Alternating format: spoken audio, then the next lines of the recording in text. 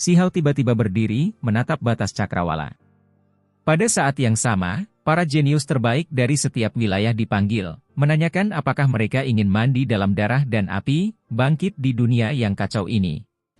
Tidak banyak waktu tersisa untuk kalian semua, tidak ada yang tahu kapan gerbang surga dan bumi akan dibuka. Begitu kuku besi pihak asing menyeberang, semuanya akan terlambat. Pergilah, mari kita lihat. Aku ingin mengunjungi perbatasan sunyi dulu sekali. Itu adalah tempat di mana orang tuaku sebelumnya bertarung. Aku ingin melihat, mencapai Dao di sana. Semut emas kecil itu melompat, bahkan lebih terguncang daripada si Hao. Pada saat ini, para leluhur tua dari keluarga umur panjang, beberapa dari mereka bahkan penguasa klan, seperti patung batu dalam kabut kekacauan primal, membuka mata mereka dari keadaan yang tidak bergerak, menanggapi ini. Biarkan anak-anak di klan membuat pilihan sendiri. Dapat dikatakan bahwa terlepas dari apakah mereka adalah klan kecil atau keluarga yang berumur panjang, semua yang memiliki kejeniusan tingkat atas telah dihubungi, semuanya menerima pesan. Orang-orang eksentrik di dunia ini sedang bergerak. Terlepas dari apakah itu ketika Akademi Suci didirikan, Akademi Abadi didirikan, atau ketika lembaga Dewa Surgawi muncul, semua orang eksentrik ini telah membantu. Kekuatan mereka sangat hebat. Meskipun hanya ada beberapa dari mereka, kekuatan mereka tidak terukur. Dapat dikatakan bahwa mereka adalah tetua tamu dari Akademi Abadi, Akademi Terkutuk, dan Lembaga Dewa Surgawi. Alasan mengapa ketiga akademi akan terintegrasi, dikabarkan menjadi satu, justru karena karya-karya individu-individu ini. Namun, orang-orang ini biasanya seperti awan yang menganggur, burung bangau lapangan, mengembara di dunia, muncul dan menghilang tanpa diduga, keberadaan mereka tidak diketahui. Kali ini, dengan dunia yang dilanda bencana, mereka segera kembali. Setelah berkonsultasi satu sama lain dengan hati-hati, mereka memutuskan untuk membina generasi muda. Setelah tugas ini selesai, mereka kemudian akan menuju medan perang perbatasan sunyi. Itulah sebabnya hari ini, para jenius paling terkenal dari 9 surga 10 bumi semuanya menerima pemanggilan.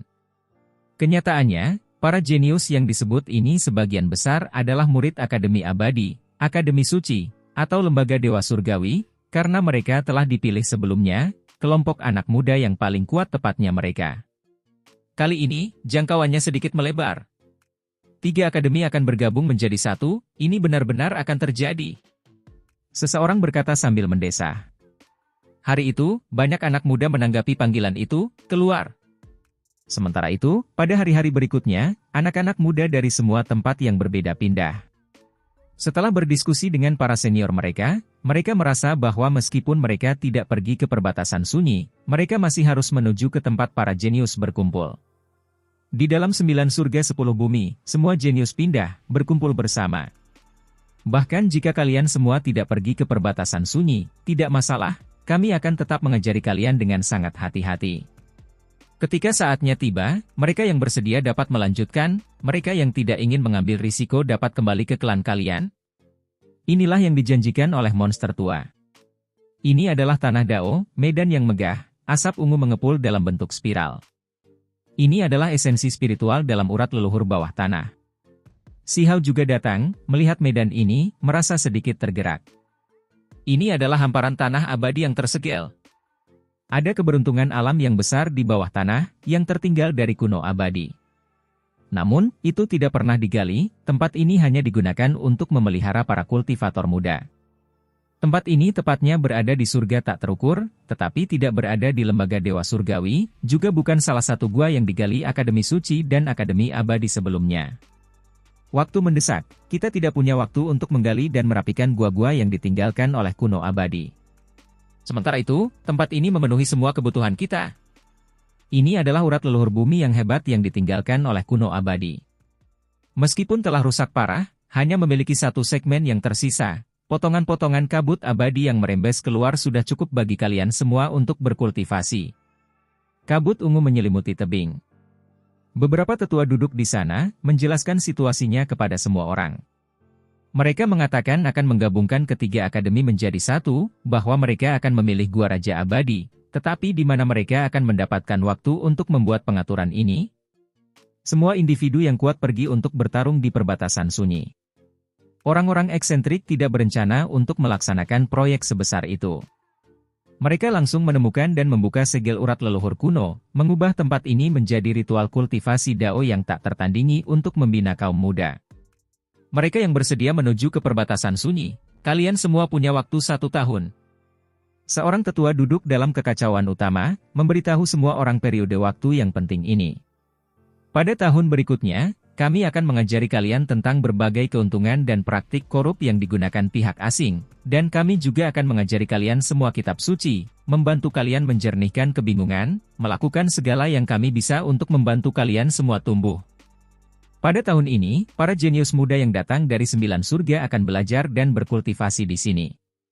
Terlepas dari apakah mereka akan menuju ke perbatasan sunyi, mereka masih bisa mengolah Dao di sini. Memahami seluk-beluk musuh, mendengarkan pengalaman bertempur orang-orang kuno, ini adalah hal-hal yang harus kalian semua pelajari.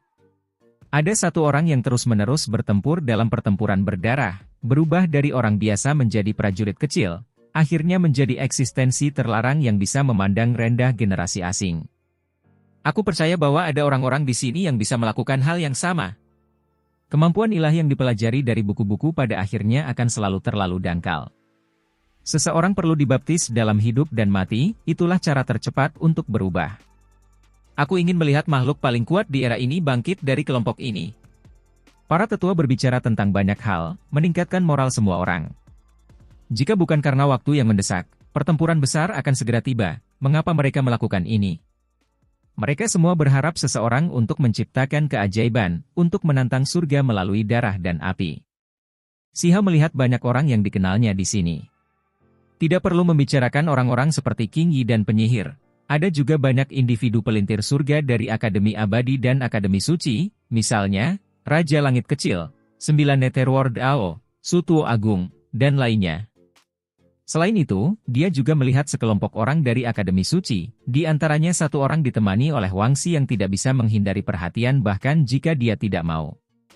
Orang itu terbungkus dalam kabut abadi, seolah-olah seorang kaisar memasuki dunia manusia. Tidak perlu bertanya, ini adalah Jin San, pria yang dikenal sebagai kebanggaan surga di generasi ini. Dia berjalan di jalur dunia saat ini, tetapi saat ini, ada energi abadi yang tebal menutupi tubuhnya. Itu benar-benar mengejutkan. Selain mereka, Akademi Abadi dan Akademi Suci memiliki beberapa jenius tak tertandingi lainnya yang belum muncul juga datang. Bahkan ada lebih banyak pewaris yang tersembunyi dalam keluarga umur panjang. Kali ini, itu benar-benar pertemuan bintang-bintang, para jenius yang seharusnya datang semuanya datang. Ini adalah pertemuan besar para talenta muda heroik 9 surga 10 bumi. Sihao, kudengar kau mengalahkan 10 raja di perbatasan langit merah tua hanya dengan kekuatanmu sendiri. Sungguh mengharukan, wahaha, pantas menjadi saudaraku. Kelinci giok bulan melompat mendekat, menepuk bahu Sihao, sengaja memasang penampilan yang berani. Kenyataannya, seolah-olah dia tidak akan pernah tumbuh dewasa, tampak berusia sekitar 13 atau 14 tahun, rambut perak berkilau, mata besar seperti batu rubi. Tidak peduli bagaimana orang melihatnya, ini adalah gadis muda yang lembut dan belum dewasa. Sihao, tidak ada hal buruk yang terjadi padamu, kan?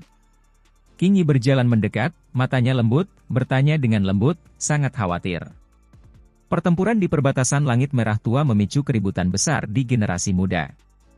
Bagaimanapun, Raja Surgawi Matahari Ungu bahkan terbunuh dalam pertempuran, Lu Hong pun layu. Mereka semua adalah individu yang dikenal sebagai makhluk muda tertinggi.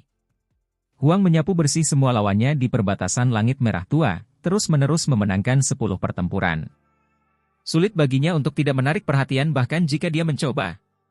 Saat ini, semua anak muda melihat ke sekeliling, termasuk Raja Langit Kecil dari Akademi Abadi dan yang lainnya, serta kebanggaan surga Jin San yang ditemani oleh Wangxi dan yang lainnya. Sihao tersenyum dan berkata, saat kita kembali, aku akan mengundang kalian semua untuk makan hidangan makhluk asing yang lezat. Itu semua adalah garis keturunan tingkat raja, kau tahu, bisa dianggap sebagai makanan paling langka di dunia ini. Paling tidak, aku belum pernah mencicipinya sebelumnya. Wahaha, luar biasa. Aku paling suka makan sayur, aku belum pernah mencoba lobak dan kubis asing. Kali ini, aku akan benar-benar menikmatinya. Kulit kelinci kecil itu sangat tebal, tidak merah sedikit pun. Namun, setelah mereka bersatu kembali, sebelum mereka sempat bertemu lagi, kemeriahan itu pun berakhir. Itu karena para tetua di tebing angkat bicara, membicarakan beberapa klan raja dari sisi asing, serta klan-klan mengerikan yang tak tertandingi. Ada sebuah klan yang dikenal sebagai salah satu klan kaisar paling kuno, bahkan lebih kuno dari Anlan dan Shutuo, kedua klan ini. Kekuatan mereka mengerikan, cukup untuk membuat orang putus asa dan takut. Itu karena klan ini memiliki jenis keterampilan bawaan yang memungkinkan mereka menciptakan metode leluhur yang benar-benar tak tertandingi di dunia ini, yang dapat membuat semua kemampuan ilahi, teknik berharga, dan 10.000 metode padam.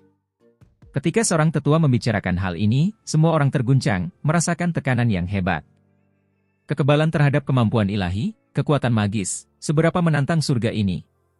Bagaimana seseorang bisa menang melawan lawan jenis ini? Si Hao tergerak. Ini bukan sesuatu yang pertama kali dia dengar, dia telah mendengar tentang jenis klan kaisar kuno ini sejak lama.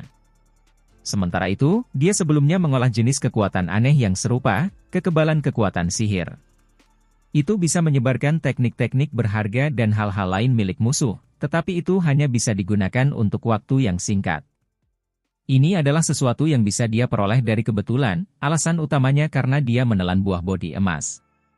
Namun, ini adalah bakat bawaan klan kaisar asing, yang akhirnya mengubahnya menjadi metode leluhur yang tak tertandingi.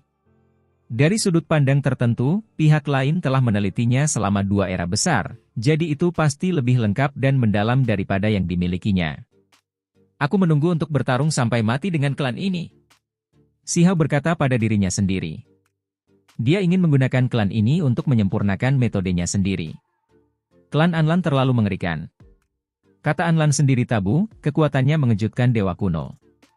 Saat itu, semut bertanduk surgawi agung tertusuk tombak emas, darahnya memercik ke langit berbintang, di tebing, para tetua itu sangat serius, menjelaskan semua jenis rahasia. Saat mereka berbicara tentang hal-hal ini, anak-anak muda yang datang ke tempat ini semuanya sangat terkejut. Para senior, aku ingin tahu, sisi asing memiliki makhluk abadi, sementara di dunia kita, makhluk abadi sejati sudah lama tidak ada lagi, jadi bagaimana kita bisa bertarung? Bagaimana kita bisa melawan musuh? Jika tidak ada yang tak terduga terjadi, bukankah kita ditakdirkan untuk kalah? Ini adalah masalah serius yang akan memengaruhi situasi besar di masa depan. Banyak orang menahan napas, melihat ke arah para tetua di tebing tempat kabut ungu naik dalam bentuk spiral, menunggu mereka menjelaskan.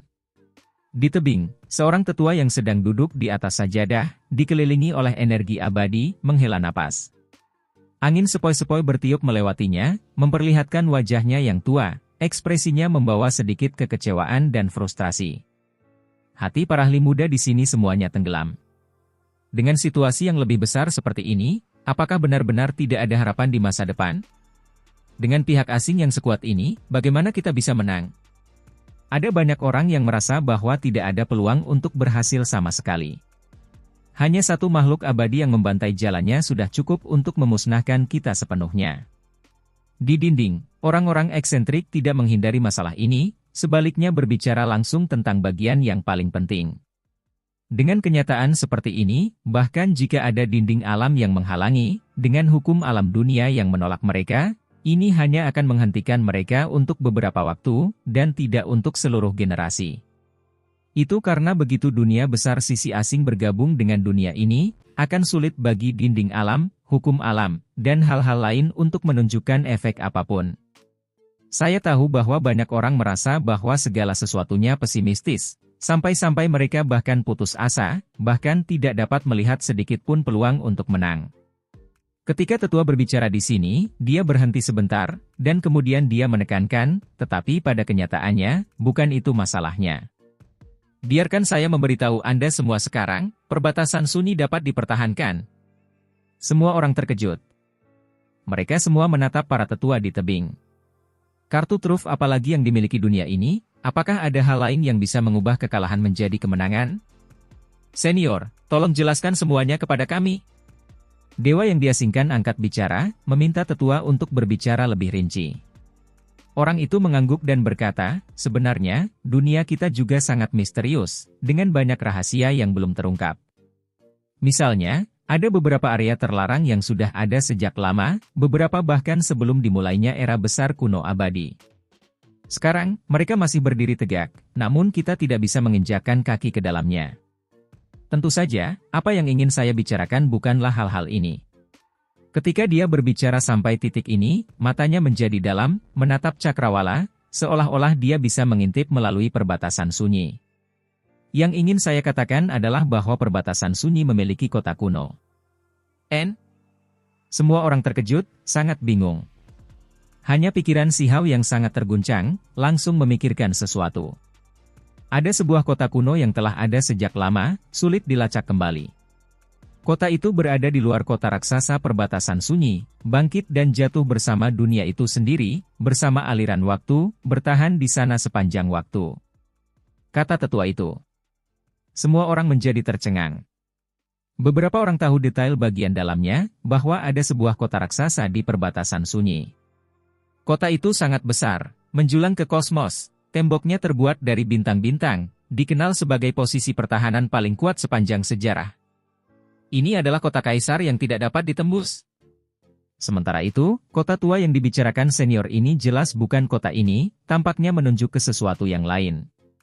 Benar saja, saat dia terus berbicara, itu memverifikasi spekulasi semua orang.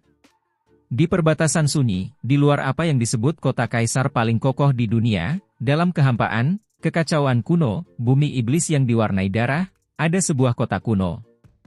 Itu menekan segalanya, mencegah pasukan asing menginjakkan kaki di dunia ini. Kota ini sangat misterius, beberapa orang mengatakan bahwa kota ini menyeramkan, kota kuno yang terkutuk. Kota ini sudah ada sejak lama, tidak dapat diselidiki. Kota ini melambangkan kepahitan, disertai dengan cahaya berdarah sepanjang tahun. Ada yang mengatakan bahwa kota ini adalah kota yang paling agung, yang melindungi perbatasan sunyi, melindungi dunia ini. Ada yang mengatakan bahwa ada sekelompok talenta surgawi yang paling menakjubkan yang melindungi tempat itu, tetapi mereka semua tewas dalam pertempuran, mengubah tempat itu menjadi kota kematian. Namun, sebelum meninggal, mereka meninggalkan metode yang mengguncang dunia, menaklukkan zona primordial.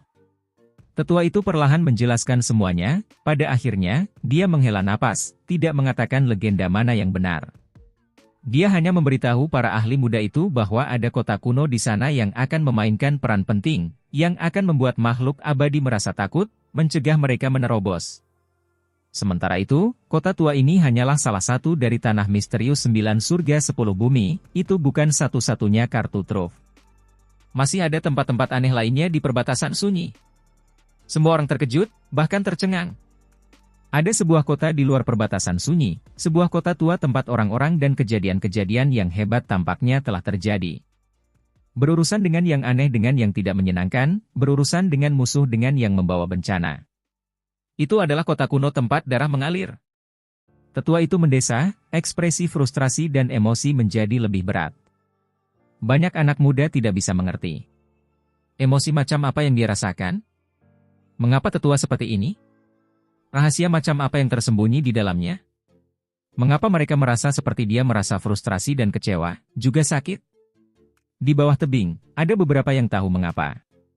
Setidaknya, Si Hao mengepalkan tinjunya, tubuhnya menegang, bernapas sedikit sulit. Itu karena dia memikirkan sebuah kemungkinan. Di dalam hatinya, sosok beberapa ahli muncul, 7 raja perbatasan sunyi. Apakah itu kota itu? Bagaimana dia bisa lupa? Saat itu, ketika dia mencoba melacak yang tidak menyenangkan, dia memasuki kapal kuno hitam berlumuran darah, melihat terlalu banyak pemandangan di altar. Di luar perbatasan sunyi adalah kota yang sepi. Ada beberapa makhluk yang bertarung dengan gagah berani, 7 raja perbatasan sunyi bertarung dengan nyawa mereka sebagai taruhannya. Waktu itu kejam. Beberapa dari 7 raja perbatasan sunyi layu, beberapa dari mereka sekarat, penuh kesedihan dan rasa sakit. Apakah kota itu dan orang-orang itu masih ada? Setelah waktu yang tak berujung berlalu, generasi yang tak terhitung jumlahnya berlalu, apa yang masih bisa tersisa? Apakah itu sudah menjadi kota kematian yang sebenarnya? Tempat ini sama sekali tidak menguntungkan. Si Hao merasakan gelombang sesak di dalam. Dia memikirkan kembali pemandangan yang dia lihat di altar. Tetua dan anak itu berdiri di kota, berpartisipasi dalam pertempuran, mempertaruhkan nyawa dan darah untuk melindunginya. Saat ini, Si Hao merasakan sedikit sakit di dalam. Apakah itu yang disebut kota kuno? Mengapa kota itu mampu menghentikan pihak asing? Apakah ada beberapa rahasia yang disembunyikan terkait hal ini? Jelas bahwa tetua itu hanya berbicara tentang beberapa hal, tidak langsung memberitahu mereka semuanya. Pasti ada sesuatu yang membuat seseorang merasa sangat sedih. Sebelumnya, Si Hao sebelumnya pernah memikirkan hal ini, apakah tempat yang dijaga oleh 7 raja perbatasan sunyi adalah jalur kekaisaran, tetapi pada akhirnya, dia menolak pemikiran ini. Itu karena dia sebelumnya menuju ke jalur kekaisaran. Sebelum menuju ke alam yang lebih tinggi, ujian yang dihadapi para kultivator muda dari 3.000 provinsi Dao adalah untuk bergegas ke kota raksasa yang besar itu. Si Hao sebelumnya telah melihatnya, kedua kota itu memiliki perbedaan. 7 raja perbatasan sunyi, kota tua, aku harus pergi ke sana. Leluhurku sebelumnya bertempur di sana, darah orang berdosa tidak membawa dosa, tetapi kemuliaan, kehormatan, air mata darah. Si Hao berkata dengan lembut. Selain Si Hao, mata si pupil ganda, dan Qin Hao juga bersinar dengan cahaya, merasakan sesuatu di dalam. Selain itu, Raja 6 Mahkota Ning Chuan juga sedikit mengernyit, jelas disibukkan oleh sesuatu, tidak diketahui apa yang sedang dipikirkannya. Selain itu, ada yang lain di perbatasan sunyi yang juga melindungi dunia kita. Kata tetua di tebing. Berdasarkan apa yang dia katakan, ada jurang di luar perbatasan sunyi, tetapi itu tidak mengarah ke kedalaman bumi yang besar, melainkan menuju surga, sepenuhnya berlawanan dengan apa yang biasanya diharapkan. Jurang hitam, itu tidak berdasar, mampu melakukan perjalanan bahkan melalui kubah bintang. Tidak ada akhir yang bisa ditemukan. Perbatasan sunyi, tempat seperti apa sebenarnya? Bagaimana bisa ada begitu banyak hal aneh di tempat ini? Seseorang bertanya dengan bingung. Tempat itu sangat misterius, dengan terlalu banyak rahasia yang tidak diketahui yang bahkan kita tidak mengerti. Namun, tempat itu dapat memisahkan sisi lain dari dunia kita. Selain dari apa yang kukatakan, masih ada hal-hal lain, terlebih lagi memiliki keberuntungan alam yang besar. Kata tetua itu. Keberuntungan alam seperti apa? Ada hutan prasasti pemahaman Dao yang besar, tanah kuno abadi yang tak terbatas, pegunungan obat-obatan ilahi yang luas, hutan binatang surgawi yang menakutkan, terlebih lagi daerah pemakaman dan tempat-tempat lain. Semua tempat ini memiliki keberuntungan alam yang luar biasa, dapat dianggap sebagai tempat yang mengejutkan baik di masa lalu maupun masa kini. Namun, peluang dan bahaya berjalan beriringan. Seberapa banyak keberuntungan alam yang dimiliki suatu tempat sesuai dengan seberapa mengerikannya tempat itu, dengan bahaya kehilangan nyawa seseorang di setiap kesempatan. Dikabarkan bahwa pasukan asing bahkan tidak berani melangkahkan kaki dengan gegabah ke tempat-tempat ini. Dahulu kala ada pasukan besar yang memasuki hutan binatang surgawi, tetapi mereka tidak pernah kembali. Ada juga rumor bahwa keluarga kuno yang sangat makmur dan menakutkan mengirim sejumlah besar orang, tetapi mereka semua langsung menghilang di sebuah lembah besar yang misterius. Dikabarkan bahwa pada saat itu, kabut besar sangat tebal, membuat semua orang itu tersesat. Senjata dan tenda yang masih utuh ditinggalkan, tetapi orang-orang itu sendiri menghilang tanpa jejak. Pihak asing sebelumnya memiliki makhluk abadi yang menyelidiki secara pribadi selama bertahun-tahun, tetapi pada akhirnya, mereka tidak menemukan apapun, tidak memperoleh penjelasan yang jelas. Singkatnya, ada beberapa tanah rahasia, keberuntungan alam yang tak tertandingi, tetapi juga bahaya besar. Itu akan tergantung pada apakah kalian semua dapat bertahan atau tidak. Apakah kalian dapat kembali hidup-hidup? Tetua itu mengatakan hal-hal sebagaimana adanya. Ini adalah tanah kerugian, juga tempat yang kejam. Ada kesempatan surgawi, tetapi itu juga merupakan tempat dengan 9 kematian 1 kehidupan. Dia tidak menyembunyikan apapun, secara langsung mengatakan bahwa jika 100 jenius menuju ke sana, beberapa orang yang selamat sudah tidak buruk. Ketika dia mengatakan ini, semua orang tidak bisa menahan diri untuk tidak menghirup udara dingin, tubuh mereka menjadi dingin. Seperti yang diharapkan, ada bahaya besar. Justru karena perbatasan sunyi misterius, tidak dapat dipahami, dengan begitu banyak tanah rahasia, sehingga dapat menghentikan pihak lain, mencegah pasukan mereka menyeberang, memperlambat serangan mereka. Aku akan memberimu waktu untuk memikirkan semuanya, membuat keputusan sendiri apakah kalian akan pergi ke perbatasan sunyi atau tidak. Untuk bangkit sebagai prajurit kecil di perbatasan sunyi, menjadi makhluk tertinggi, melangkah ke umur panjang, itu tidak semudah itu. Kalian semua harus membuat persiapan mental untuk menyerahkan hidup kalian kapan saja. Itulah yang harus dikatakan para tetua kepada mereka. Mereka ingin anak-anak muda bertanya pada diri mereka sendiri apakah mereka akan pergi atau tidak. Mereka tidak berceramah tentang kitab suci hari ini, melainkan berbicara tentang beberapa masalah rahasia perbatasan sunyi, dan itu berakhir di sini. Semua orang bangkit, mulai berpikir serius tentang ini. Apakah kalian akan pergi? Orang-orang dari 3.000 provinsi Dao berkumpul, misalnya, Qing Yi, Cao Yusheng dan yang lainnya, bertanya kepada Si Hao. Aku harus pergi, menyiapkan kekuatan yang cukup. Aku akan pergi ke perbatasan sunyi. Si Hao memberikan jawaban yang tegas.